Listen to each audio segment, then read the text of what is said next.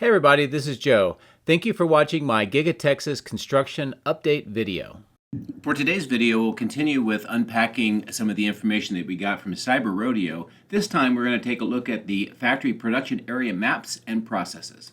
The last time I talked about the production processes and maps of the factory was on my 26 November video.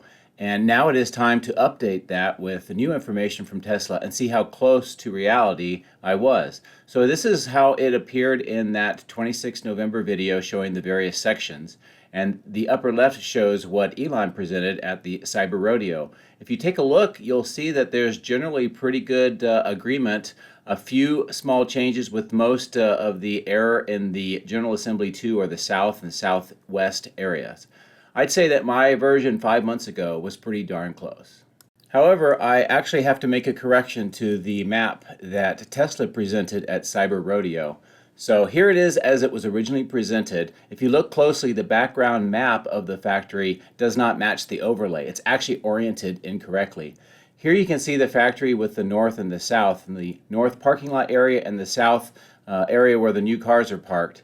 And then if you look at the image of the map, you can see that it's oriented south on the left and north on the right, which is opposite. So here you can see how they compare. So actually, the way that we have to correct this is we need to rotate the map 180 degrees. So doing that, this is what the corrected map would look like to show the various areas. So you're welcome, Tesla, for the correction.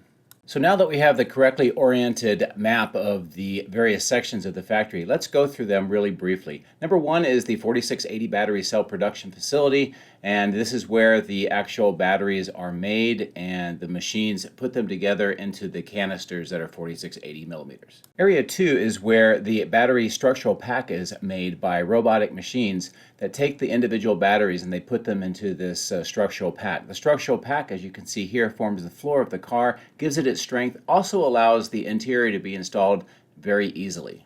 Area 3 has the general assembly on the ground floor and offices on the second floor. This is where all of the parts come together, the seats, the glass, the steering wheels, everything to make the car that you ultimately drive and is delivered to customers. Area 4 is a future production area and it's mostly empty at this time. However, this is most likely where the Cybertruck, the ATV, and who knows, future other products may be manufactured at Giga-Texas. Area 5 on the southeast corner is the stamping machine area. This is where the machines take rolls of steel and aluminum and they press them into the shapes for the body panels that are necessary to make the car. Area 6 is the body in white facility where robots take the two front and rear castings and the stamped metal parts and create the basic body of the vehicle. Area 7 is the motor and drive unit facility. This is where they do all the windings to make the basic motor and then the housings that contain the rotor and the stator and the gearing necessary to make the car operate. Area 8 on the northeast corner is the casting or gigapress area, and this is where they take ingots of aluminum, melt them down, inject them into these large casting machines, and make the front and rear castings as you see in the bottom right-hand corner photo. Area 9 is the paint shop and e-coating facility. This is where the basic body arrives, is degreased, has the undercoating, and then the paint is applied. And once this is completed, it moves on to general assembly. And finally, Area 10 is the plastics manufacturing area. This is where they take these beads of plastic and then they use injection molding machines to make items such as bumpers, as you see in the photo.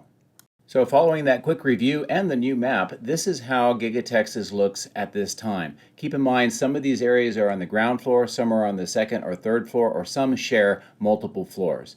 But overall, this is the most updated map of Giga-Texas showing the production processes. I hope that you found this discussion and information helpful. A special thank you to all of my outstanding Patreons for your continued encouragement and support. Patreon members get access to hundreds of high-resolution photos, previews of the future material, and direct dialogue with me. If you would like to support my channel, please consider becoming a patron using this link, which is also in the video description. Please also consider hitting the like and subscribe buttons as this helps as well. Thank you. My drones are ready and raring to go. Let's go flying over Giga-Texas.